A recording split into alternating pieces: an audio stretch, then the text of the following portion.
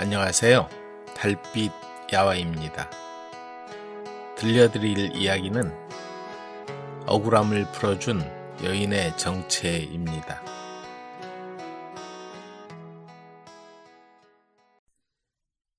억울함을 풀어준 여인의 정체. 박찬은 조선 말기 학문에 정진하며 고을 사람들에게 존경받던 선비였다. 그는 풍부한 학식과 강직한 성품으로 사람들에게 존경을 받았지만 세상 물정에는 어두운 면이 있었다. 어느 날 그는 볼일을 마치고 돌아오는 길에 봉수산을 넘어오다가 그만 길을 잃고 말았다. 이런 난감한 일이. 아침부터 길을 나섰으나 앞으로 봐도 산이요 뒤로 봐도 산인 첩첩산중을 한참 헤매다 보니 해가 중천에 떠 있었다. 산새 소리와 나뭇잎 흔들리는 소리만이 고요를 깨뜨렸고 주변은 그에게 낯설기만 했다. 봉수산은 깊은 숲과 가파른 골짜기가 이어져 길을 찾기가 어려운 곳이었다. 산길은 흔적조차 희미하고 한낮에도 햇빛이 드물게 비치는 음습한 곳이었다. 길을 찾아야지, 이러다 큰일 나겠구나. 그는 혼잣말을 하며 한숨을 내쉬었다. 주위에 사람의 흔적은커녕 들짐승의 발자국만 간간히 보였다. 허리춤의 주머니에서 마른 떡을 꺼내 간단히 허기를 달래고 다시 길을 찾아 나섰다. 하지만 방향 감각을 잃어 더욱 깊은 골짜기로 내려가고 말았다. 그 골짜기는 마치 다른 세상처럼 고요하고 신비로웠다. 오래된 나무들이 하늘을 가리고 바위 틈 사이로는 작은 냇물이 졸졸 흐르고 있었다.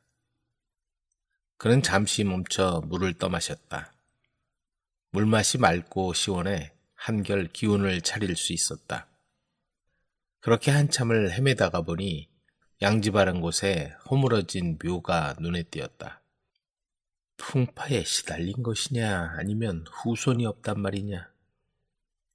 어질고 인정 많은 그는 그냥 지나칠 수 없어 흙으로 덮어주고 정성껏 떼장을 덮어주다 보니 어느새 날이 저물었다. 밝은 대낮에도 길을 잃고 헤매던 판에 어둠까지 밀려오니 길을 찾기가 막막했다. 어쩔 수 없구나. 오늘은 여기서 잠을 청해야겠다. 묘 옆에 자리를 잡은 그는 지친 몸을 눕히고 금세 잠에 빠져들었다.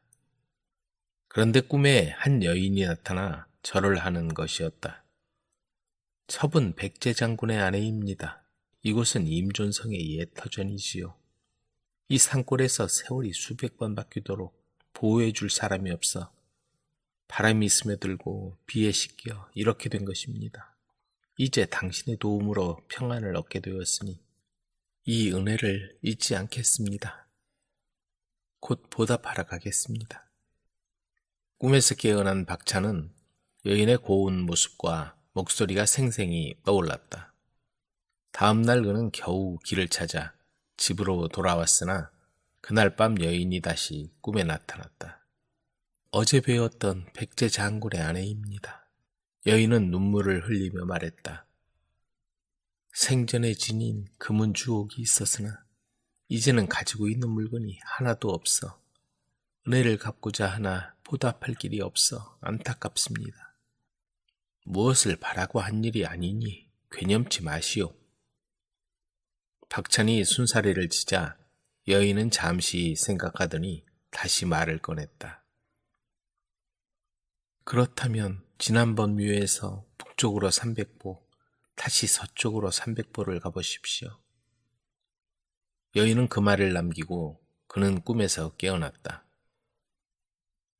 박찬은 망설였지만 결국 여인의 말대로 봉수산 골짜기를 다시 찾았다. 여인이 알려준 대로 걸음을 옮기자 또 다른 허물어진 묘가 나타났다. 그는 지난번처럼 묘를 손보았다. 그날 밤 이번에는 노부인이 꿈에 나타났다. 정말 고마운 분이구려. 아무리 생각해도 이 은혜를 갚지 않고는 마음이 편치 않습니다. 이건 마음의 표시이니 사양 말고 살림에 보태 쓰시오. 노부인은 금화가 가득 담긴 주머니를 건네고는 호련히 사라졌다. 잠시 뒤에 마을의 첫 닭이 새벽을 알리는 소리가 나고 박찬이 잠에서 깨어보니 머리맡에 금화 500냥이 담긴 주머니가 놓여 있었다. 대체 이게 무슨 일인가?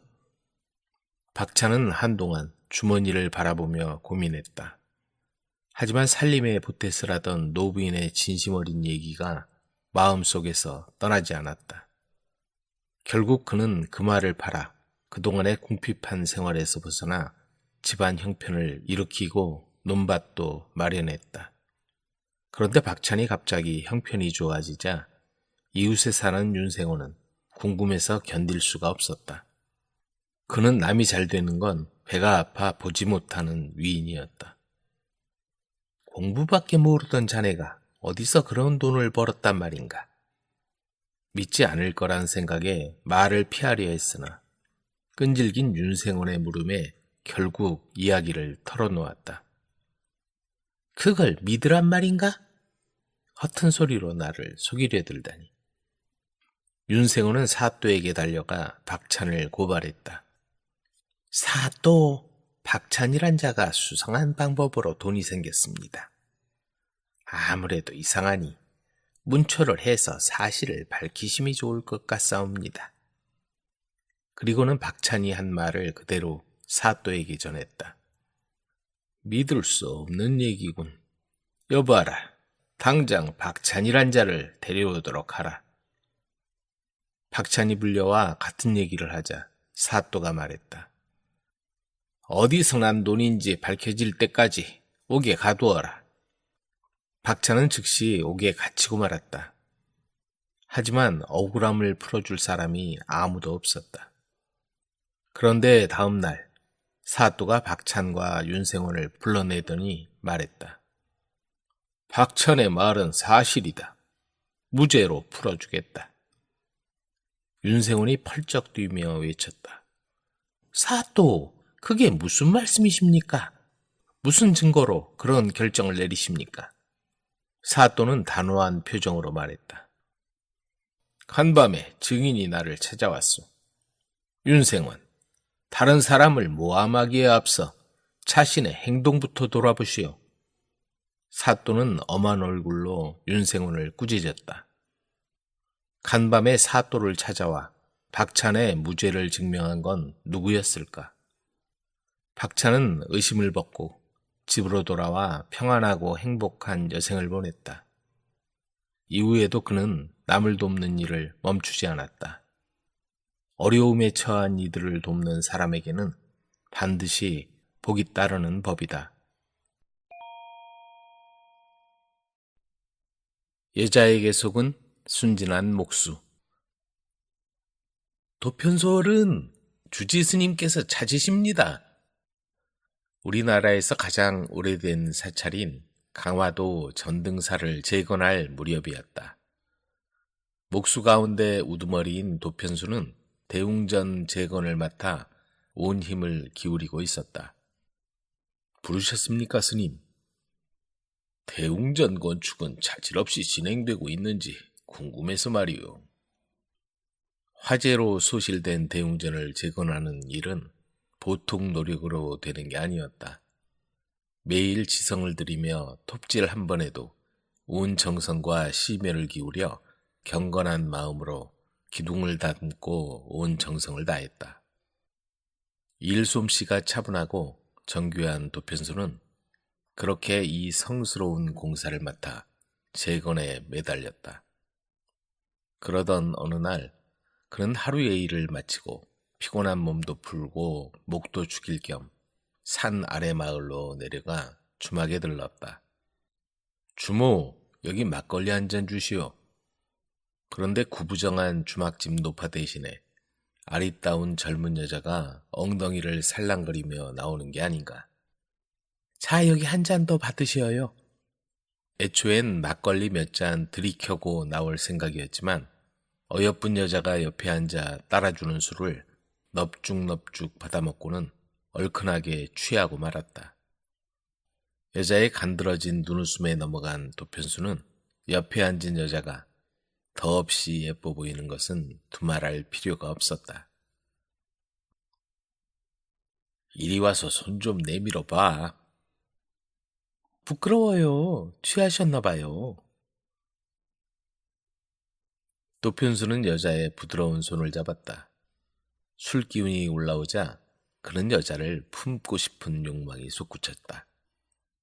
하지만 여자가 한사코 몸을 허락하지 않는 것이었다. 아이, 벌써 이러시면 안 돼요.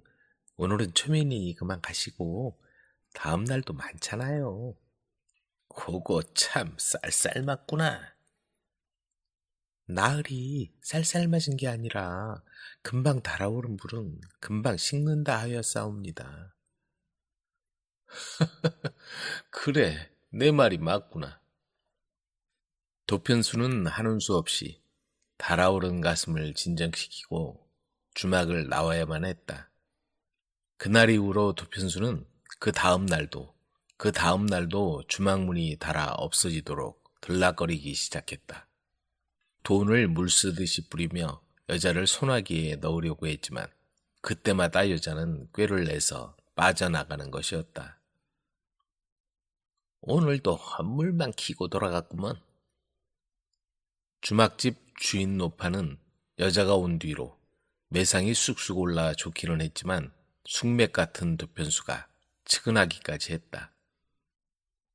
돈만 모이면 여기를 뜰 거예요. 그렇게 매몰차게 굴면 못 써. 여자는 주인 노파에게 두고 보라는 듯이 입을 삐죽 내밀었다. 여자에겐 정을 통해온 남자가 있었다. 돈만 마련되면 둘이 멀리 떠나 살림을 차릴 작정이었다. 여자는 돈을 모을 목적으로 주막을 찾아와 작부 노릇을 하며 지내고 있었고 그 치마폭에 감긴 게 바로 도편수였다. 이런 앙큼한 수작을 알 도리가 없는 도편수는 하루도 거르지 않고 찾아와 돈만 뿌리고 애간장만 잔뜩 태우다가 돌아가곤 했다. 계절이 2번이나 바뀌었다. 그러는 동안 도편수는 대웅전 공사로 받은 돈을 그날 받아다가 여자에게 몽땅 뿌리고 있었다. 어느 날 한 사내가 찾아오더니 여자와 방 안으로 들어가 밀담을 나누었다. 배는 어떻게 되었어요? 준비해 두었어. 언제든지 말만 해. 그러더니 사내는 누가 볼세라 서둘러 돌아가 버렸다. 저녁 무렵 도편수가 여자를 찾았다. 그날따라 여자는 평소보다 더 정성껏 술시중을 들었다. 어쩐 일이요? 이제 마음을 열어줄 텐가? 언제까지 도편수 어른 애만 타게 할 수는 없잖아요. 여자는 간드러지게 눈웃음을 치며 교태를 부렸다. 도편수는 술잔을 주는 대로 받아먹고는 잔뜩 취했다. 그날도 주머니에 든 돈만 몽땅 털리고 뜻을 이루지 못했다. 여자가 주막문 앞에서 배웅하면서 귀에 대고 다음번엔 기대하세요 하고 속삭인 말에 그저 해벌쭉 하고 돌아오는 거였다. 몇 년이 걸린 대웅전 공사도 어느덧 막바지에 접어들고 있었다. 도편수는 그동안 여자에게 다 갖다 바쳐 미천이 다 털렸지만 조금도 아깝지 않았다. 공사가 마무리되면 자기를 따라 나선다고 하지 않았던가 말이다. 다음 날 도편수는 굳게 마음을 먹고 주막을 찾아갔다. 그날은 무슨 일이 있어도 그냥 돌아가지 않겠다고 다짐을 했다. 그런데 여자가 보이지 않았다. 주모, 계집 어디 있소? 그러자 주모가 머뭇거리며 한마디 했다. 모르셨소? 오늘 아침 일찍 떠났소. 떠나다니? 어디로? 난들 어떻게 알겠소? 강화나루에서 배를 탄다고 하던데. 도편수는 문을 박차고 나루터로 뛰어나왔다. 하지만 어디에도 여자는 보이지 않았다.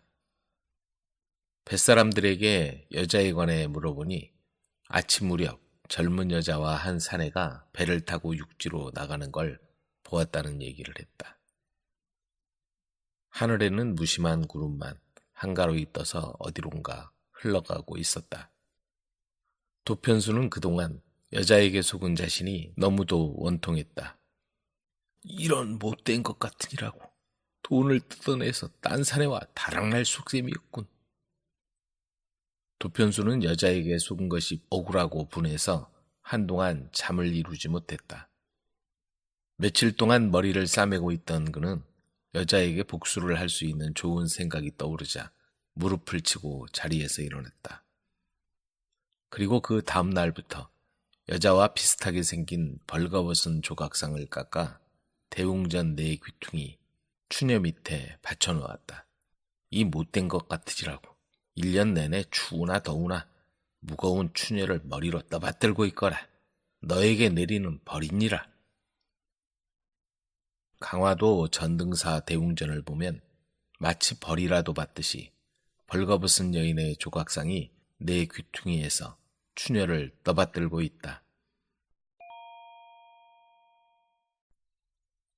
장원에 뽑힌 아들의 기막힌 사연. 강원도 영월 땅에 김병연이란 젊은이가 살고 있었다.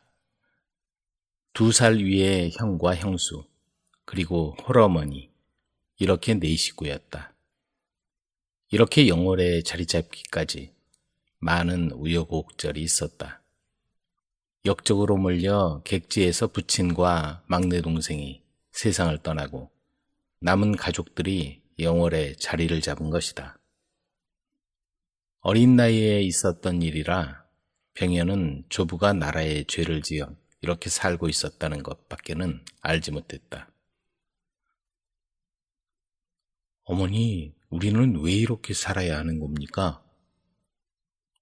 얘야, 지금은 더 이상 묻지 말거라. 나중에 얘기해 주마. 어머니는 집안에 관해서는 아무것도 알려주지 않았다. 그 바람에 병연은 안동김씨라는 곳과 병연이라는 자기 이름밖에는 아는 게 없었다. 안동김씨라면 새도 있는 양반인데 우리는 왜 이렇게 사는 걸까? 병연의 궁금증은 날이 갈수록 더했다. 하지만 어머니는 그나마 멸문지화를 면하게 된 것만 해도 다행으로 여겼다. 비록 폐족이 되어 영월 산골에 살고 있지만 자식들에게 화가 미치지 않게 하려는 생각뿐이었다. 그래서 조부의 일을 포함한 모든 과거를 비밀로 묻어둔 것이었다. 어머니, 저 이번에 백일장에 응시하려고요. 장원에 뽑히면 지방관청에 관직도 얻을 수 있다고 합니다. 백일장? 어머니는 별로 달갑지 않았지만 그것마저 참아 말릴 수는 없는 일이었다. 마침내 백일장이 열렸다. 각지에서 모여든 유생들 틈에 끼어 병연도 글솜씨를 겨루었다. 시제는 선천부사 김익순을 논박하라였다. 병연은 빼어난 글솜씨를 발휘해 적장에게 무기력하게 항복한 김익순을 통렬하게 비판했다.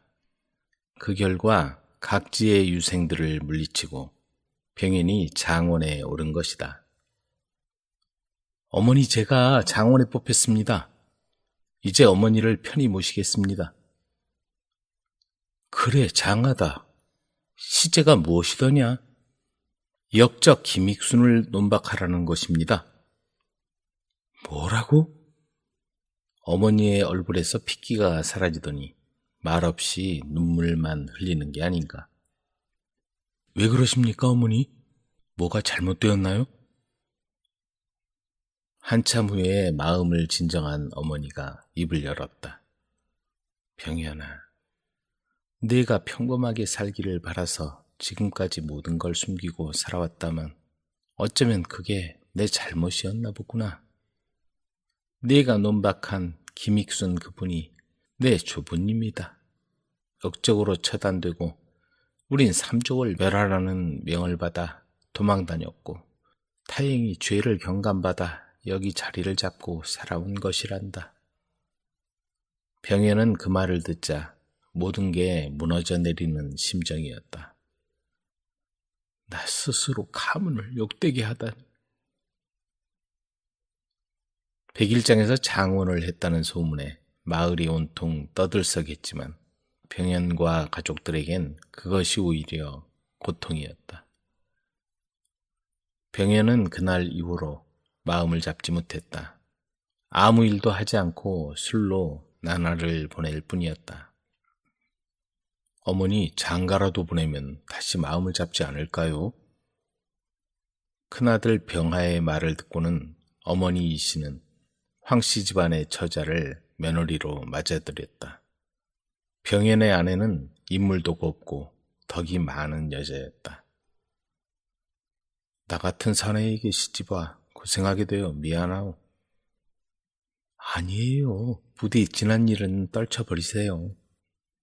하지만 병현은 역적의 자손이라는 사실 앞에 관직에 대한 미련도 재물에 대한 유혹도 버린 지 오래였다. 그리고 신분이라도 감추려는 듯 삿갓을 눌러쓰고는 식구를 지어 세상을 풍자하며 돌아다니는 게 일상이 되었다. 그러던 어느 날 집에서 전갈이 왔다. 형님이 돌아가셨다고? 서둘러 돌아가 보니 2살 위의 형 병아가 병으로 이미 이 세상을 떠난 뒤였다. 후사도 남기지 못한 채였다. 우리 큰아이를 양자로 보냅시다. 병현의 아내는 한동안 말이 없더니 결국 그의 뜻에 따라 큰아들을 양자로 보내야 했다. 하지만 병현의 방랑벽은 끝나지 않았다. 다시 죽장을 들고 삿갓을 쓴 모습으로 세상을 향해 떠났다. 어딘가 이르렀을 때 유생들이 모여 글솜씨를 겨루고 있었다. 나도 끼워주시죠. 삿갓을 쓴 남루한 차림의 사내를 보고는 기가 찼다는 표정을 지으며 한 사내가 대꾸했다. 거 뉴신지 모르오만 어디 한번 해보시오. 그런데 병현의 입에서 나오는 식구를 들어보니 예사로운 솜씨가 아니지 않은가. 뉘시온지 함자만이라도 알려주시죠.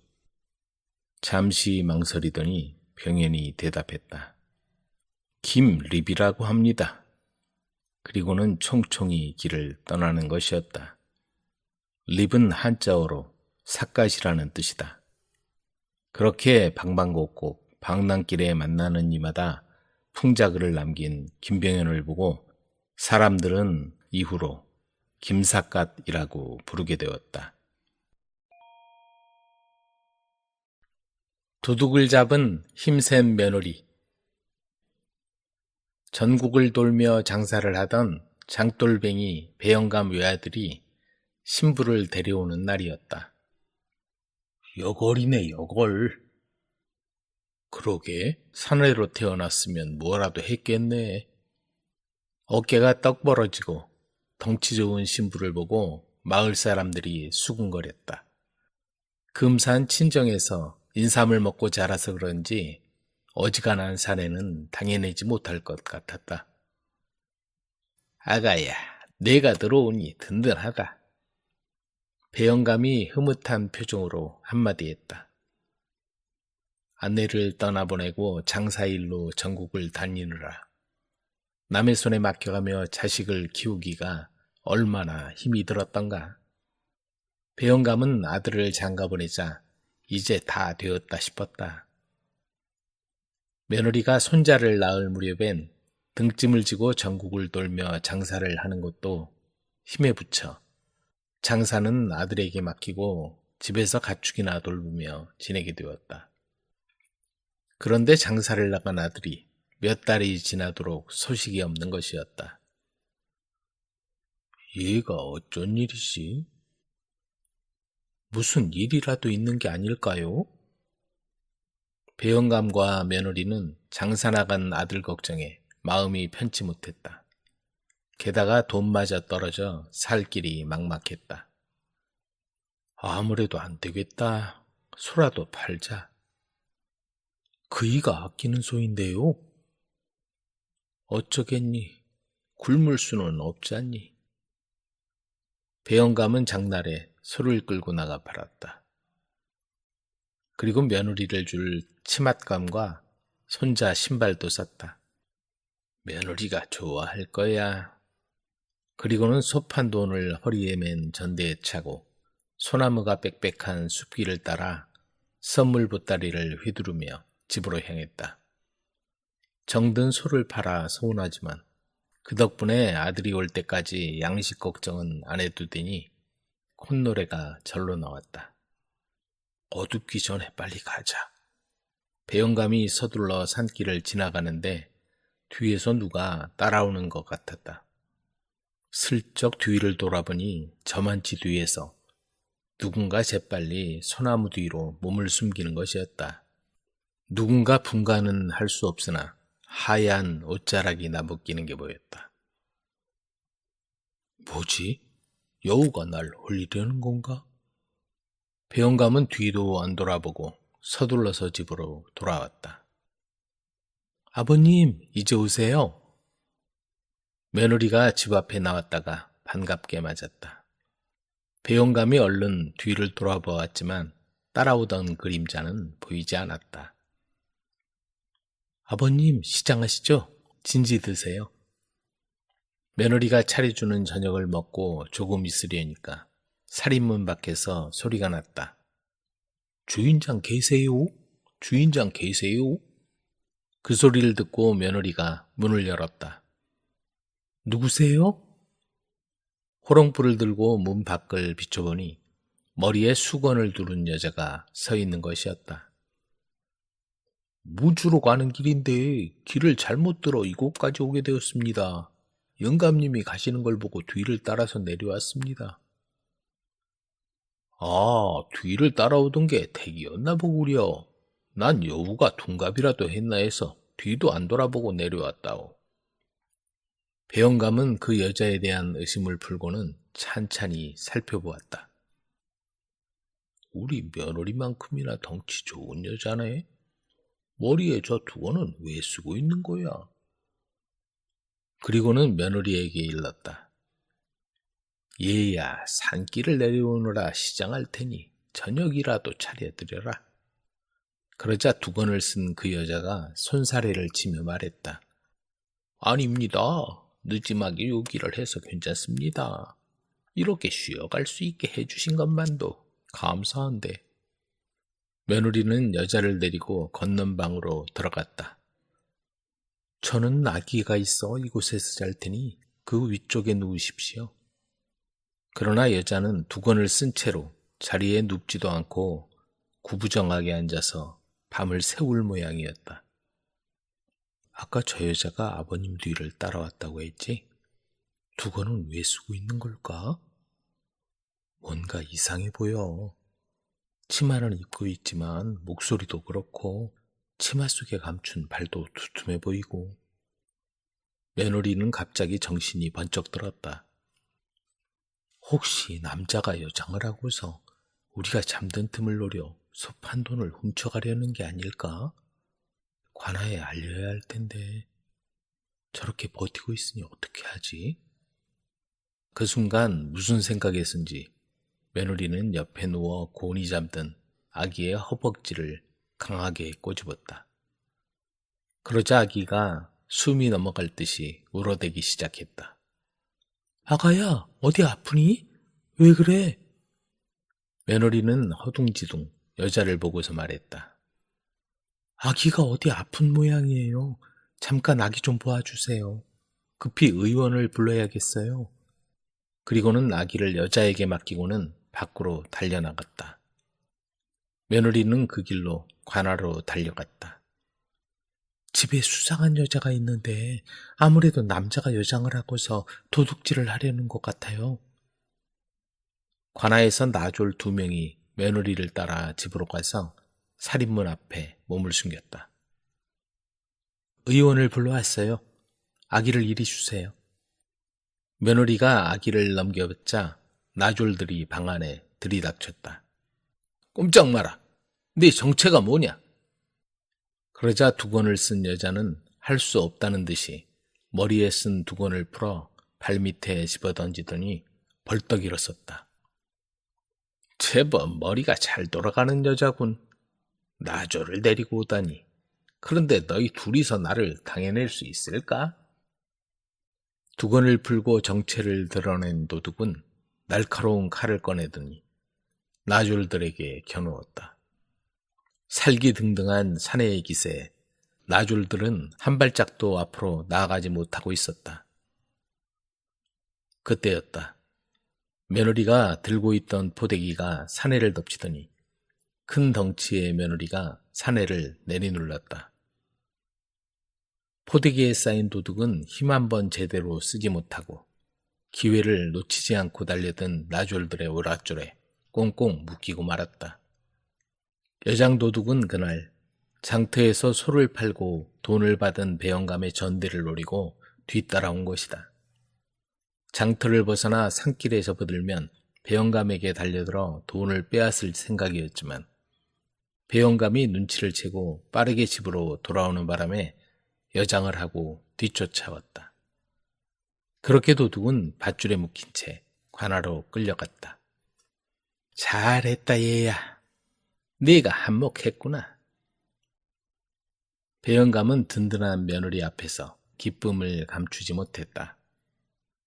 며칠 후 아들이 장사길에서 돌아왔다. 욕심을 내는 바람에 예정보다 늦게 돌아온 것이다. 아내에게 그동안 있었던 일을 전해들은 아들이 호탕하게 웃더니 말했다. 당신이 누군지 알았으면 오지도 않았을 텐데 임자를 잘못 만났구려. 며느리가 도둑을 잡았다는 소문을 들은 도둑들은 배영감의 집을 2번 다시 찾아가지 않았다. 과거에 급제한 머슴. 이천에 살고 있는 진국은 어린 나이에 부모와 가족을 모두 잃고 떠돌이 신세가 되었다. 그의 주상은 학식과 덕망이 높았고 나라에 많은 공을 세운 이씨 가문이었다. 진국은 나이가 차도록 장가도 못 들고 남의 집 머슴살이를 하며 돌아다니다 박생원이 사는 상주 땅까지 흘러왔다. 그곳에서 진국은 인심 좋은 박생원을 만나 열심히 농사일을 도왔다. 진국은 비록 머슴이지만 재주가 비상해 농사일에도 남달랐고 자기 일처럼 성실하게 일했다. 그러다 보니 박생원의 농사는 남들보다 소출이 훨씬 더 많았다.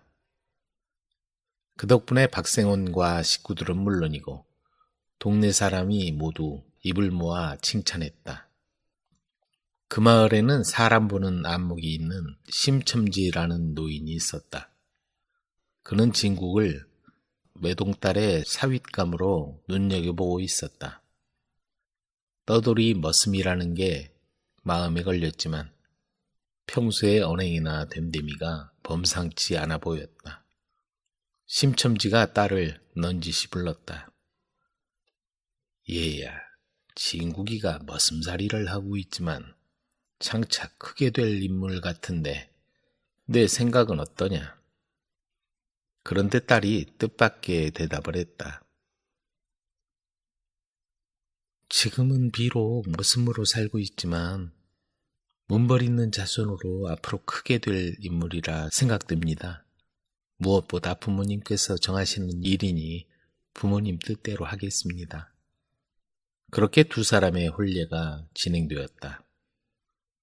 심첨지의 살림도 넉넉한 편이 아니었고 진국도 머슴처지라 혼례라고 해야 냉수 한 그릇 떠놓고 하는 것이었다. 그렇게 진국과 심첨지의 외동딸은 가약을 맺었다. 그러던 어느 날 진국의 아내가 진지하게 말을 꺼냈다. 이렇게 인연을 맺은 건 당신의 가능성을 보았기 때문입니다. 어떻게든 제가 살림을 꾸려갈 테니 이제부터 좋은 스승님을 찾아다니며 열심히 공부하십시오. 앞으로 10년 동안 집을 떠나 뜻을 이루도록 하세요. 진국은 아내의 말을 가슴에 새겼다. 알았소. 내 반드시 성공하리다. 그렇게 진국은 아내를 떠나 얼마 안 되는 노자를 가지고 집을 나섰다. 그는 우선 제천 어느 시골 서당을 찾았다. 그곳에서 천자문부터 한자 한자 글을 배우기 시작했다. 그러나 진국은 지혜가 남달랐다. 게다가 밤낮을 가리지 않고 열심히 공부했기 때문에 금세 두각을 나타냈다. 천자문을 뗀 진국은 한 걸음씩 어려운 학문을 익혀나갔다. 몇 년 후엔 스승의 힘으로는 도저히 더 가르칠 수 없을 만큼 성장했다. 이보게, 더 이상 가르칠 것이 없네. 스승의 그 말에 진국은 책들을 짊어지고 정방사란 절로 찾아갔다. 그리고 헛간 같은 방 하나를 얻어 피나는 공부를 시작했다. 아침 저녁 절 마당을 쓸고 때로는 나무도 해주고 하면서 끼니를 얻어먹었다. 집 생각이 나거나 잡념이 생길 때면 청풍호를 바라보며 마음을 정진하곤 했다. 마침내 아내와 약속한 지 10년 만에 진국은 과거에 응시하여 보기 좋게 급제하고 마침내 홍문관 교리가 되었다. 글 공부에 전념하느라 연락을 끊은 지 어언 10여 년. 그 세월 동안 어떻게 지내고 있는지 마침내 아내와의 약조를 지킨 진국의 눈앞에 아내의 얼굴이 아른거렸다. 진국은 일부러 초라한 행색을 하고 서둘러 상주로 내려와 심첨지의 집을 찾아갔다. 그런데 마을은 그대로인데 심첨지의 집만 주인 없이 텅 비어 있지 않은가. 인기척 없이 덩그런 집 앞에서 진국은 눈앞이 아찔했다. 아내와 장인에게 무슨 일이 있었단 말인가? 진국은 이웃집을 찾아가 문을 두드렸다. 혹시 이 마을에 살던 심첨지란 분이 어디로 가셨는지 아시는지요? 아, 그 어른은 몇 년 전에 병으로 돌아가셨고 늙은 아내는 사위가 돌아올 거라고 멀리 가지 않고 산 너머에 새로 집을 짓고 딸과 살고 있다오. 그 말을 듣자 진국은 기쁨에 눈물을 흘렸다. 진국은 그 길로 산 너머 마을을 향해 급히 달려갔다. 저 집이다. 진국은 알려준 집을 찾아 문을 두드렸다. 그러자 한 아이가 문을 열어주지 않는가. 누구신지요? 어머니를 뵈러 왔다. 그런데 내 이름이 어떻게 되느냐? 이은성이라 합니다. 몇 살이지? 10살입니다. 진국은 그 아이가 한 번도 본 적 없는 자기 아들이란 걸 알았다. 어머니께 이진국이란 사람이 찾아왔다고 전하거라. 네? 그럼? 그 말을 듣자 아이는 곧장 안채로 뛰어들어갔다. 잠시 후 아내가 눈물을 흘리며 버선발로 달려나왔다. 길쌈을 하던 차림 그대로였다. 그동안 어떻게 지냈소? 당신이 떠나간 동안 길쌈 일을 해서 먹고 살았지요. 다행히 일이 잘 되어 이렇게 새 집도 지었고요. 친정아버지께서 몇 년 전 병으로 돌아가셔서 친정어머니와 같이 지내고 있어요. 그동안 열심히 공부했지만 약조를 지키지 못하고 이 꼴로 돌아왔어. 당신한테 면목이 없어. 아니에요. 당신이 돌아온 것만으로 만족해요. 이제 다신 헤어지지 말아요. 참, 은성아, 아버지께 인사드려라. 우린 벌써 구면이요. 진국은 웃으며 사실은 과거에 급제하고 홍문관 교리가 되어 가족들을 데리러 왔노라고 말했다. 아내는 또 한 번 놀랐지만 그로 인해 기쁨이 더해졌다. 얼마 후 10년 동안 헤어졌던 아내와 아들 그리고 장모와 함께 진국은 한양으로 올라왔다. 그리고 맡은 일에 최선을 다하고 능력을 인정받아 마침내 높은 관직에 올랐다. 희한한 술잔에 숨겨진 비밀. 마을에서 조금 떨어진 산기슭, 다 쓰러져가는 초가 옆 가마에 뻘건 불꽃이 타오르고 있었다.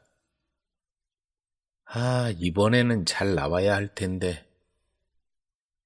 일찍이 부모를 여의고 홍천 팔봉산 자락에 자리를 잡고 질그릇을 만들어 팔아 생계를 이어가는 우삼돌이 가마 앞에 쭈그리고 앉아 있었다.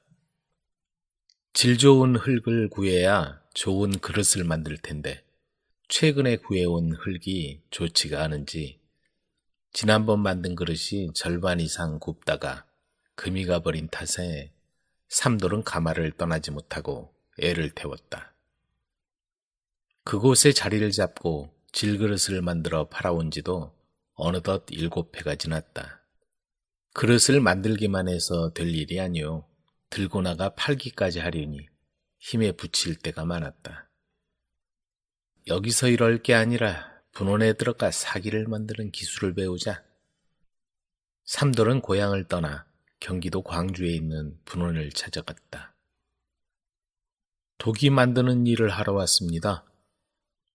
만들어는 봤나? 지금까지 질그릇을 만드는 일을 했습니다. 그럼 한번 만들어 보게. 조기장 영감은 삼돌이 만든 그릇을 보더니 말했다. 질그릇과 사기는 다르다네. 솜씨가 좋으니 한번 일해보게. 변수 어른께는 내가 얘기하지. 사기는 궁중과 양반가에 널리 쓰이는 그릇이라서 늘 일손이 모자라던 차에 삼돌은 쉽게 분원의 자리를 얻었다. 경기도 분원에 자리를 잡은 삼돌은 조기장 밑에서 열심히 기술을 익혔고 점차 두각을 나타내기 시작했다. 이거 누가 만든 것인가? 스라에 있는 우삼돌이란 사기장의 솜씨이옵니다. 사웅원에서 나온 관리가 삼돌이 만든 사기를 보고 감탄을 금치 못했다. 그의 도예 기술은 날이 갈수록 뛰어난 경지에 도달했고 그가 만든 사기는 궁중에 진상되었다. 순조 임금도 삼돌이 만든 순백색 자기에 감탄을 금치 못했고 스승은 촌스러운 이름 대신 빛나는 옷과 같다고 해서 명옥이란 이름을 지어주었다. 그는 뛰어난 도공으로 이름을 날리기 시작했고 명문 세가들은 그의 작품을 수정하는 것이 큰 자랑거리였다. 하지만 명옥의 솜씨를 시기하는 자들이 있었으니 바로 분원에서 일하고 있는 사기장들이었다. 들어온 지 얼마 안 되는 친구가 분수도 모르는군. 종일 일밖에 모른다니까? 즐겁게 사는 법을 알려줘야겠군. 동료 사기장들은 명옥을 데리고 색주가를 찾았다. 이복의 명옥이 자네 덕에 우리 분원이 번창해가니 한턱 내는 거야. 오늘은 아무 생각 말고 진탕 놀아보세. 뭐하냐? 한 잔 올리지 않고. 서방님, 제 잔 받으세요. 그렇게 뻣뻣하게 계시지 말고. 미리 여인들에게 귀띔을 한 뒤라서 여인들은 명옥을 둘러싸고 애교를 떨며 노총각 가슴에 불을 질렀다. 처음엔 목석 같던 명옥도 거듭되는 술잔에 무장해제라도 된 듯이 여인의 치마폭에서 헤어나질 못했다. 그렇게 동료 사기장들의 계획은 들어맞았고 한 번 발을 들여놓은 명옥은 술과 여자에 빠지기 시작했다. 늦게 배운 도둑질이 밤새는 줄 모른다고 이 일만 마치면 매일 술집을 찾아가 여흥을 즐겼다. 자네 요즘 무슨 일이 있나? 명옥이 만드는 도기를 보고 조기장 영감이 건넨 말이었다. 아니에요. 일은 무슨 일이요. 그도 그럴 것이 매일 술독에 빠져 지내니 손이 떨려서 제대로 된 도기를 만들기 어려울 지경이었다. 그동안 모아둔 돈마저 술집 여인들 속주머니를 채우고 말았다. 그 사실을 알게 된 조기장 영감이 명옥을 꾸짖었다. 이보게, 자네를 내 후계자로 믿고 있었는데 사기장들 꼬임에 빠져서 주정뱅이 신세가 되어가니 이 무슨 꼴인가? 조기장 영감의 질책을 듣고 명옥은 그동안의 방탕함을 후회했다. 하지만 하루아침에 술버릇을 돌이키기가 쉽지 않았다. 술을 절제하도록 하여 주십시오. 명옥은 매일 그렇게 마음을 다스리기 위해 기도를 드리더니 마침내 작업대 앞에서 무언가 만들기 시작했다. 그렇게 만들었다가 깨트리고 다시 만들기를 수백 번도 더 했다. 그러더니 조기장 영감 앞에 작은 술잔 하나를 내미는 게 아닌가. 그동안 그 술잔 한 개를 만든 건가? 그냥 술잔이 아닙니다. 술을 절제할 수 있는 잔이지요. 계영배라고나 할까요? 술을 절제하는 잔이라고? 술을 가득 채우면 술이 사라지는 그런 잔이지요. 그게 무슨 소린가? 술이 사라지다니. 명옥은 뜻모를 미소를 지었다. 그날 이후로 명옥은 다시 마음을 잡았고 경기도 분원에선 많은 명품 도자기를 왕실에 공급했다. 그런데 어느 날 명옥이 애지중지하던 그 술잔이 사라졌다. 왕실로 올려보내는 도자기 틈에 끼어갔는지 누군가 슬쩍 집어갔는지는 알 수 없으나 사라진 그 술잔은 어디론가 행방을 감추고 말았다. 잃어버린 술잔에 대한 미련이 없어질 만큼 시간이 흘렀다. 가평에 사는 박진사의 생일잔치 날이었다. 부유한 토반이기도 하고 세력가인 박진사의 생일인지라 현감을 비롯해 지역 유지들이 모두 모인 자리였다. 현감 어른, 제 잔 받으시지요. 허허, 고맙소이다. 박진사는 사랑방에 모셔두었던 영롱한 술잔을 꺼내 현감에게 한 잔 가득히 따라주었다. 술이 어디 있소? 그게 무슨 말씀이신지. 박진사가 보니 현감이 내민 술잔이 비어있지 않은가. 다시 가득히 따라 놓으니 잠시 후 다시 잔이 비어있었다. 희한한 일이군. 구멍이 난 것도 아닌데 몇 번을 반복해도 마찬가지로 술이 사라지는 게 아닌가. 잔치가 끝나고 모두 돌아간 뒤 박진사는 잔을 가지고 들어와 섬뜩한 마음에 잔을 들어 바닥에 깨트려 버렸다. 그런데 바닥에 떨어져 두 조각이 난 잔을 들어보니 바닥에 만드니와 장소가 적혀 있는 게 아닌가. 경기도 분원 우명옥. 우명옥이라면 도기로 유명한 장인 같은데 괜히 깨트렸나? 어떻게 술잔에 그런 조화가 일어나는지 한번 가서 알아보자.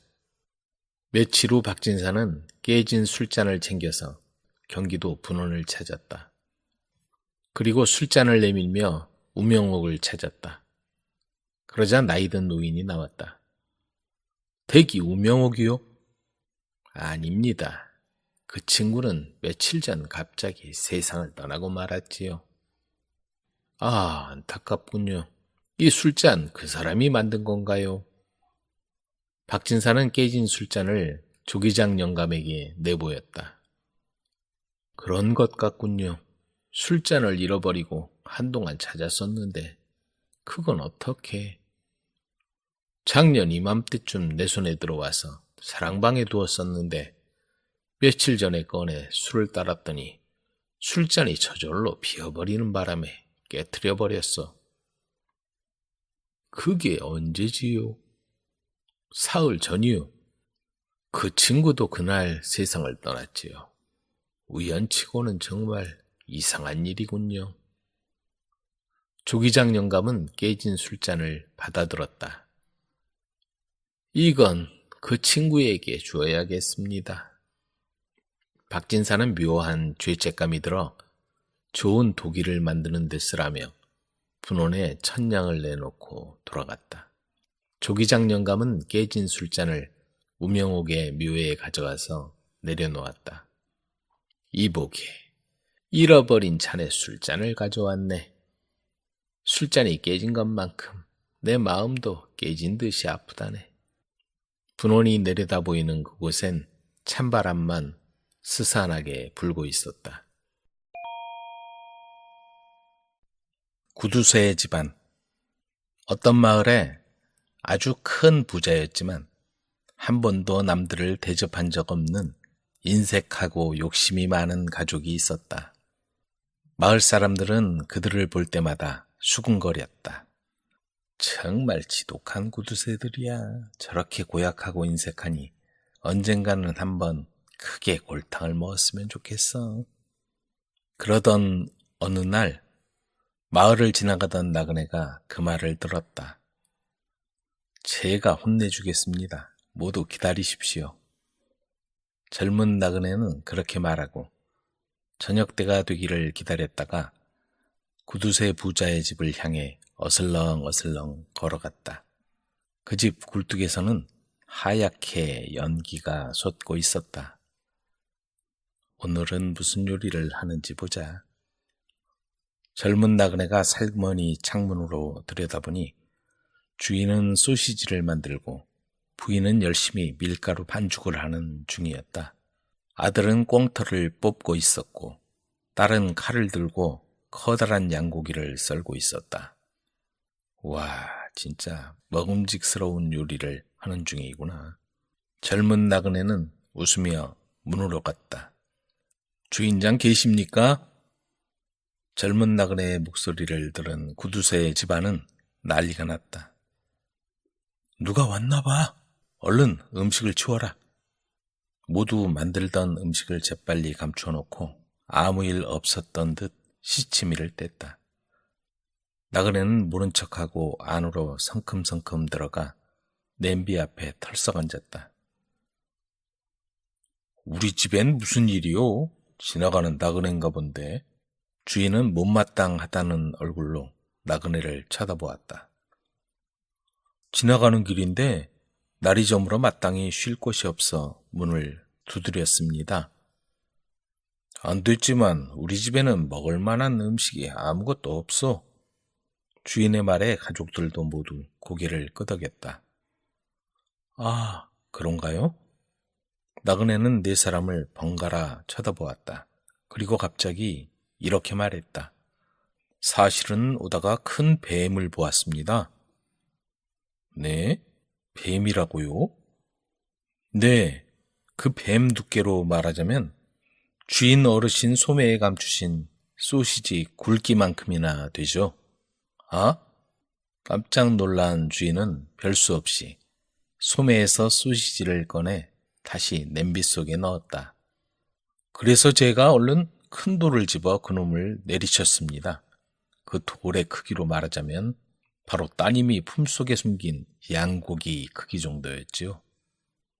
나그네의 말을 듣고 딸은 부끄러운 듯이 얼굴을 붉히며 양고기를 꺼내서 냄비에 넣었다. 돌로 내리시자 뱀이 부인 엉덩이 밑에 있는 밀가루 반죽처럼 아주 납작해졌습니다. 젊은이는 부인의 궁둥이 밑을 가리켰다. 부인이 일어나자 거기에는 납작해진 밀가루 반죽이 있었다. 부인도 할 수 없다는 듯 그걸 뜯어서 냄비에 넣었다. 제 말은 정말 허풍이 아닙니다. 만약 허풍이라면 품속에 감춘 털 뽑힌 꿩처럼 제 털을 다 뽑아 놓으셔도 좋습니다. 아들은 실망한 얼굴로 품에서 꿩을 꺼내어 냄비에 넣었다. 이럴 수가. 요리가 다 익을 때까지 모두 한숨 자는 게 좋겠다. 주인은 이렇게 말하며 가족들을 자게 했다. 나그네는 3층에서 쿨쿨 소리를 내며 자는 신용을 했다. 그러나 잠시 후 조용히 일어나서 소리 없이 아래층으로 내려가 아무도 몰래 냄비로 다가갔다. 아주 먹기 좋게 익었구나. 얌얌 쩝쩝. 그는 꿩과 양고기와 소시지를 몽땅 먹어버린 다음 다시 잠자리에 들었다. 이른 새벽이 되자 주인은 가족들을 모두 깨웠다. 모두 일어나.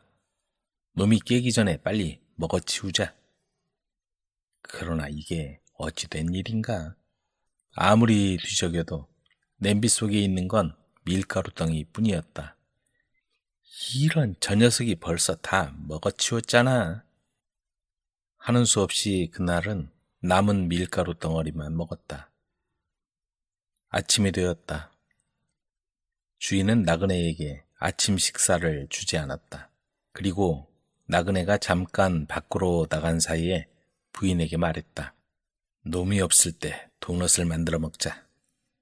그 말을 엿들은 나그네가 몰래 마을 사람들에게 가서 알렸다.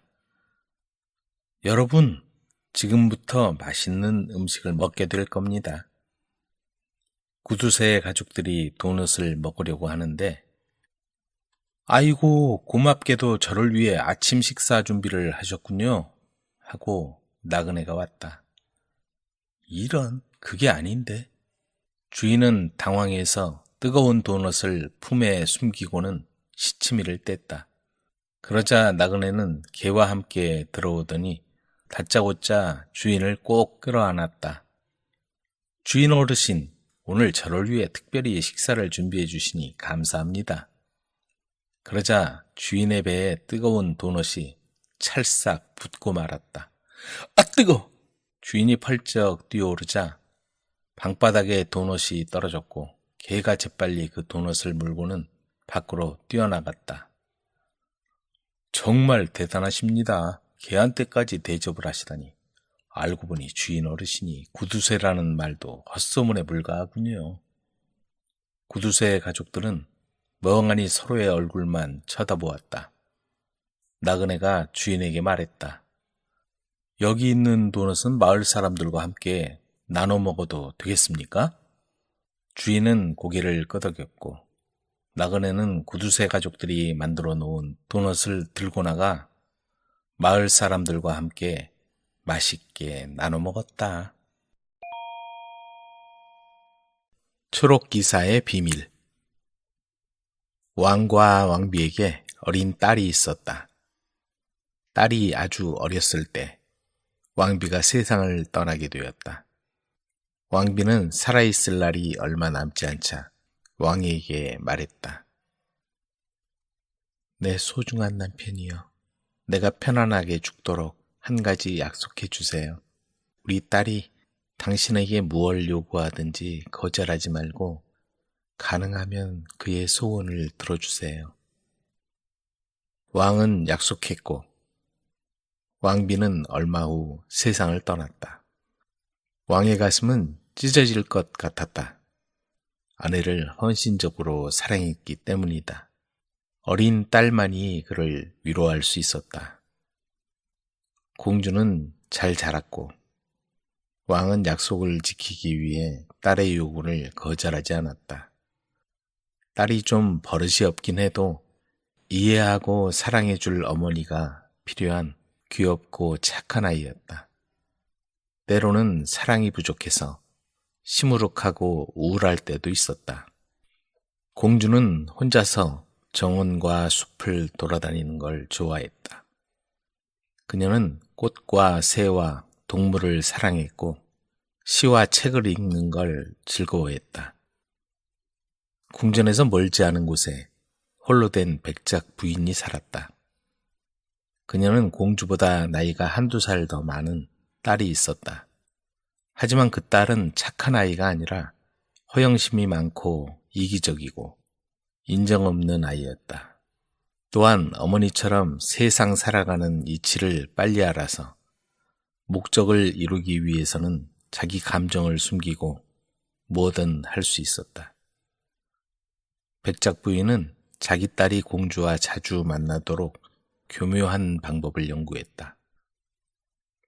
얘야, 공주를 기쁘게 해줘야 해. 항상 옆에 꼭 붙어 있어야 한다. 어머니와 딸은 공주를 즐겁게 해주기 위해서는 어떤 노력도 아끼지 않았다. 그들은 공주에게 기쁨을 주고 공주의 기분을 풀어주려고 최선을 다했다. 그래서 공주는 항상 자기 곁에 백작 부인이나 그 딸이 있기를 원했다. 백작 부인은 계획을 실천하기 시작했다.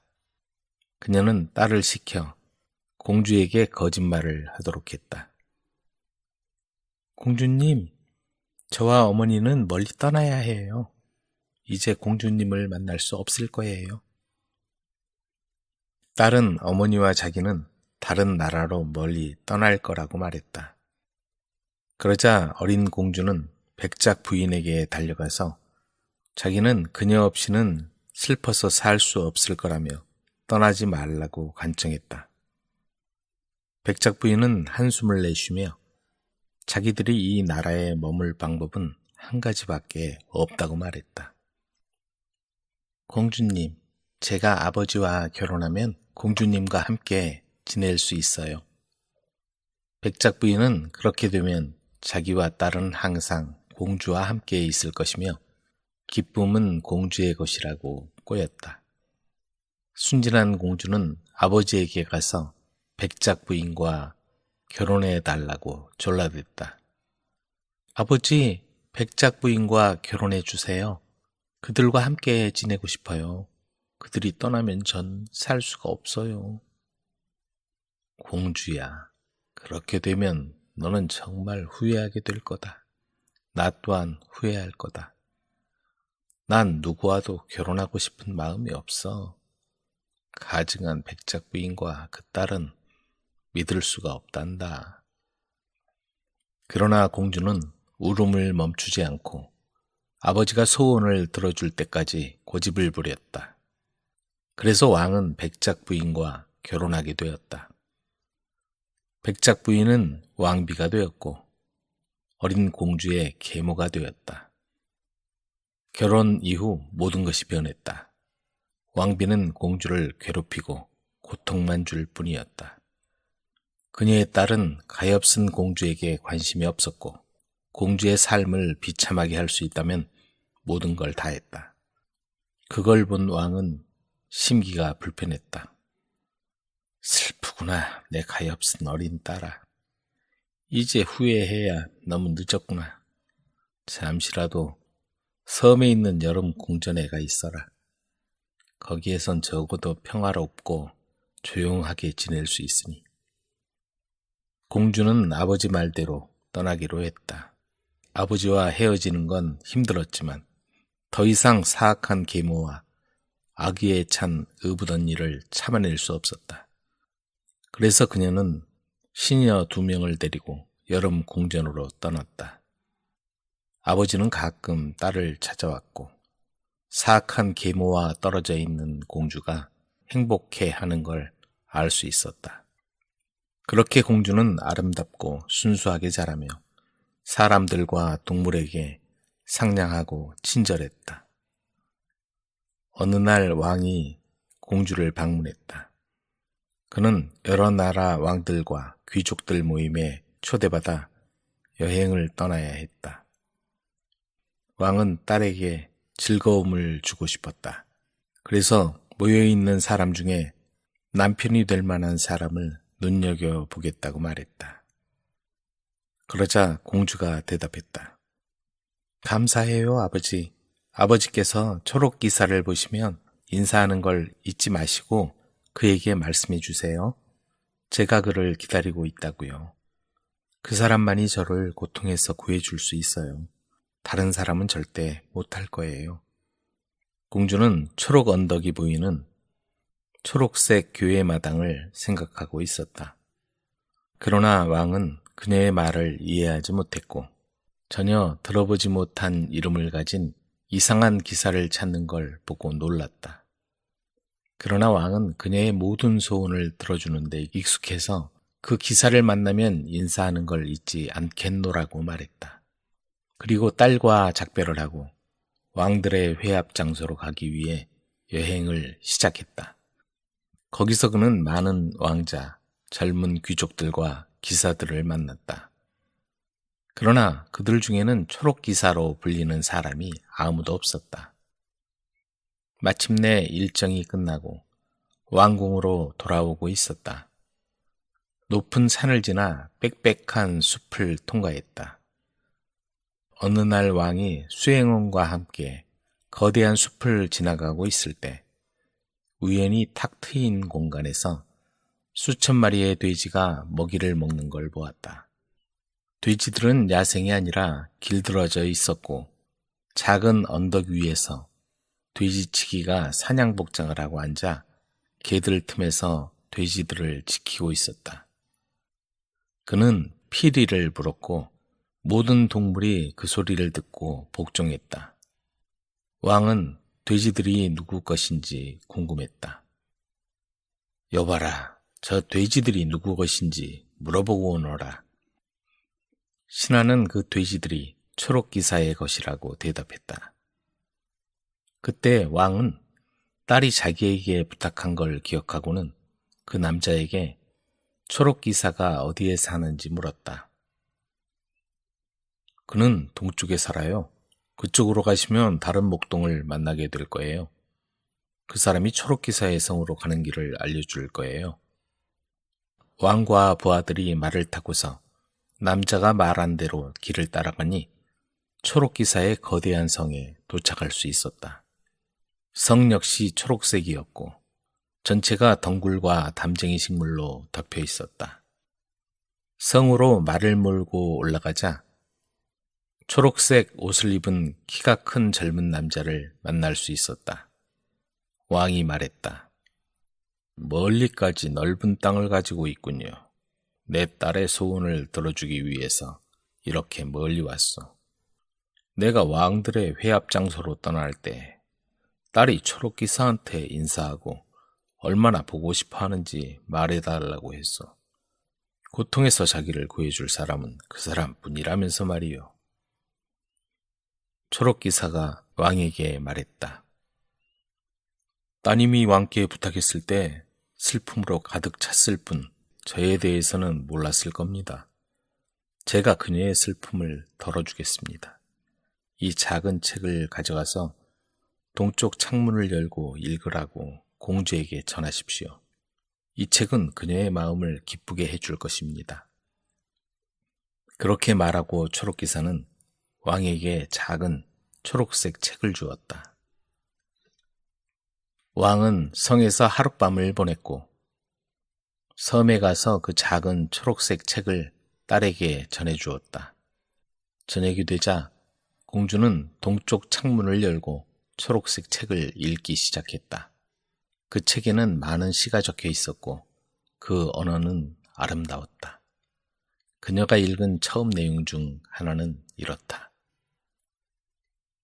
바람이 바다에서 불어와 들판과 초원 그리고 땅 위에서 고요한 밤을 품는 동안 그녀는 진실을 아는가?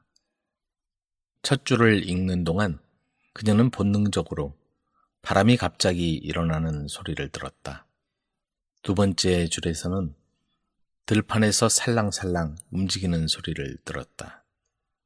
세 번째 줄에서는 시녀들과 궁전에 있는 모든 것이 깊은 잠 속으로 빠져들었다. 그리고 넷째 줄을 읽었을 때는 초록기사가 새의 모양을 하고 창문을 통해 날아들어왔다. 공주님, 나는 초록기사요. 당신이 책을 읽어서 나를 불러온 거요. 그는 멋진 젊은이로 변해서 그녀에게 두려워하지 말라며 자신을 소개했다. 그녀는 그를 보자 슬픔이 가벼워졌다. 기사는 책을 펴서 첫 줄을 읽으면 그날 저녁에 일어난 것처럼 똑같은 일이 매일 일어날 거라고 했다. 공주가 책을 덮자 초록기사가 사라지고 궁정의 시녀들과 모든 수행원이 깨어났다. 다음 날 아침에 일어났을 때 그녀는 마음이 가벼워졌고 전에는 느껴보지 못했던 것처럼 행복했다.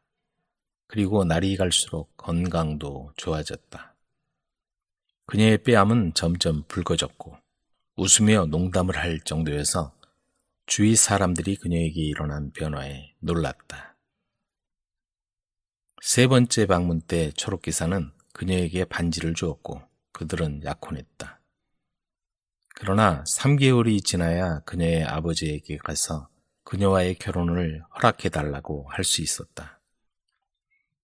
그러는 동안 계모는 공주가 더 건강해지고 더 아름다워졌으며 전보다 더 행복하다는 걸 알게 되었다. 왕비는 초조했다. 그녀는 자신의 딸이 공주가 되어 왕의 계승자가 되길 바라고 있었다. 그래서 어느 날 그녀는 시녀를 섬으로 보냈다. 공주가 왜 그렇게 건강해졌는지 꼭 알아오도록 해라. 다음 날 시녀가 돌아와서 왕비에게 말했다. 공주님은 저녁마다 창문을 열고 왕자가 준 책을 읽은 후부터 좋아졌다고 합니다. 그 책이 공주님에게 특별히 도움이 되는 것 같습니다. 그리고 공주님이 그 책을 읽으면 모든 사람이 잠이 든다고 합니다. 다음 날 왕비는 공주가 하는 모든 걸 유심히 살피라고 말하며 자기 딸을 보냈다. 딸이 다음 날 돌아왔지만 그 시녀와 같은 말만 했다.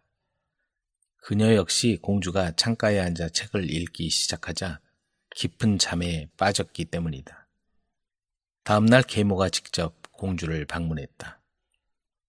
그녀는 공주에게 다정하게 대하면서 공주가 행복해진 비밀을 물었지만 아무것도 알아낼 수 없었다.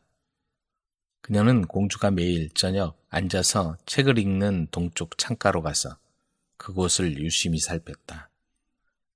그러나 특별한 어떤 것도 발견할 수 없었다. 창문이 땅에서 높았지만 덩굴이 그곳까지 자라있어 날쌘 사람이라면 거기까지 올라갈 수 있었다. 그래서 왕비는 작은 가위를 가져와서 거기에 독을 바르고 그 가위를 창가에 묶어 뾰족한 쪽을 위쪽으로 향하게 돌렸다. 그러나 아무도 그걸 알지 못했다. 저녁이 되고 공주가 작은 책을 가지고 창가에 앉았다. 왕비는 잠에 빠지지 않도록 애썼으나 공주가 책을 읽기 시작하자 눈꺼풀이 내려앉아 다른 사람들처럼 깊이 잠이 들었다. 그때 초록기사가 새의 모양을 하고 창문을 통해 들어왔다. 그들은 사랑을 얘기하면서 3개월 중 이제 한 주만 남았다고 말했다. 그리고 초록기사는 약혼녀에게 부드러운 작별 인사를 하고 새로 변해서 창 밖으로 날아갔다. 하지만 너무 천천히 날아서 왕비가 묶어놓은 가위를 스쳤고 한쪽 다리에 상처가 났다. 그는 비명을 지르며 사라졌다. 그 소리를 들은 공주가 창밖을 쳐다보다가 너무 놀라 책이 손에서 바닥으로 떨어지고 책이 덮였다. 공주는 비명을 질렀고 왕비와 모든 궁중의 시녀들이 깨어났다. 그들이 달려왔지만 공주는 나쁜 꿈을 꾸고 깨어났다고 대답하며 침실로 들어갔다. 그동안 왕비는 창가에서 가위에 피가 묻어 있는 걸 발견하고 옷자락에 숨겨서 가져갔다. 공주는 밤새도록 잠을 잘 수가 없었고 그 다음 날에도 계속 슬픔을 느꼈다.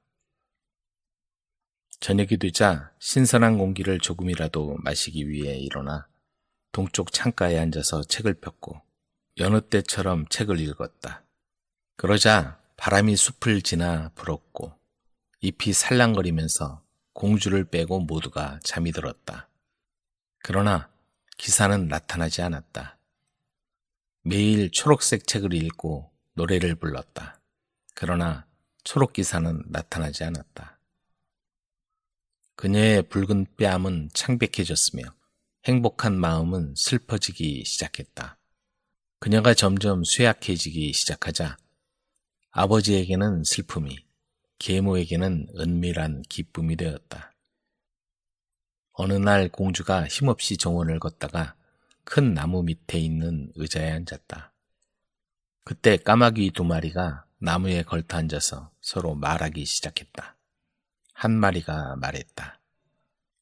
가요라, 사랑하는 사람 때문에 우리 귀한 공주님이 슬퍼서 죽겠네. 다른 한 마리가 말했다. 그래, 왕비의 독 묻은 가위로 생긴 상처를 치료해 줄 수 있는 사람은 공주뿐이야. 그래? 어떻게 해야 하는데? 첫 번째 까마귀가 물었다. 다른 까마귀가 대답했다. 이 늙은 나무에 달린 열매를 따서 수프를 3번 만들어 먹으면 회복될 거야. 그 방법밖에 없어. 정말? 그렇게 쉬운 방법이 있었단 말이야? 공주는 그 말을 듣고 너무 기뻤다. 전에 나이 많은 하녀한테 이 나무의 열매가 약재라는 말을 들었던 기억이 어렴풋하게 생각났다. 그래, 당장 이 나무 열매로 수프를 만들어서 기사님한테 줘야겠어. 공주는 그렇게 생각하고 그 나무 열매를 따서 소중히 간직하고 기사를 찾아 길을 떠났다. 며칠 동안 높은 산과 숲을 지나서 드디어 아버지가 만났던 돼지치기한테 갔다. 그는 그녀에게 숲을 지나 2번째 목동에게 가는 길을 가르쳐 주었고 2번째 사람은 3번째 사람에게 가는 길을 알려주었다. 마침내 그녀는 초록기사가 사는 초록성에 도착했다. 초록기사는 독과 열이 올라 아파서 누워 있었다. 고통이 너무 심해서 땅끝에서 의사들을 불러들였지만 아무도 그를 치료해 주지 못했다. 사람들은 초록기사가 언제 죽을지 모른다고 수군거리며 안타까워했다. 초록성에 도착한 공주는 주방으로 가서 일할 수 있게 해달라고 부탁했다. 그릇을 닦고 주방을 청소하는 일을 시켜주세요. 잠만 잘 수 있는 곳만 제공해 주신다면 대가 없이 열심히 일하겠어요. 요리사가 허락했다. 그녀는 깔끔하고 빠르고 성실하게 일을 해냈기 때문에 점점 많은 일을 하기 시작했다. 어느 날 그녀가 요리사에게 말했다. 오늘은 아픈 주인님을 위해 제가 직접 스프를 요리하도록 허락해 주세요. 요리사가 흔쾌히 허락하자 그녀는 열매를 스프에 넣어 요리했고 그 스프가 초록기사에게 전해졌다. 그는 그 스프를 먹자 열이 많이 내려서 주변에 있는 사람들을 알아보고 말할 수 있게 되었다. 그래서 그는 요리사를 불러서 그 수프를 직접 만들었는지 물었고 요리사는 그렇다고 대답했다. 다른 사람은 주인의 음식을 준비하도록 허락받지 못했기 때문이었다. 내일도 수프를 만들어 주시오. 초록기사의 요청을 들은 요리사는 공주에게 수프를 준비해 달라고 말했다. 그래서 공주는 지난번과 똑같은 방법으로 수프를 요리했다. 그 요리를 먹은 기사는 몸이 아주 좋아져 침대에서 일어날 수 있었다. 모두 놀랐고 어떻게 그런 일이 일어날 수 있는지 이해할 수 없었다. 셋째 날 공주가 다시 수프를 준비했고 기사는 그걸 먹자마자 몸이 완전히 회복되었다. 기사는 요리사에게 감사를 전하러 주방으로 내려갔다. 요리사가 최고의 의사였기 때문이다. 주방으로 들어갔을 때는 그릇을 씻고 있는 공주 말고는 아무도 없었다. 그들은 서로를 알아보았고 그녀가 자기에게 무슨 일을 했는지 알게 되었다. 그는 그녀를 품에 안고 말했다. 왕비가 나를 위협하기 위해 창가에 놓아둔 가위에 내 목숨이 위태로웠는데 바로 당신이 내 목숨을 구해주었군요. 얼마 후에 그들은 초록성에서 결혼식을 올렸다. 그들은 거기 살면서 초록 숲을 다스리며 행복하게 살았다.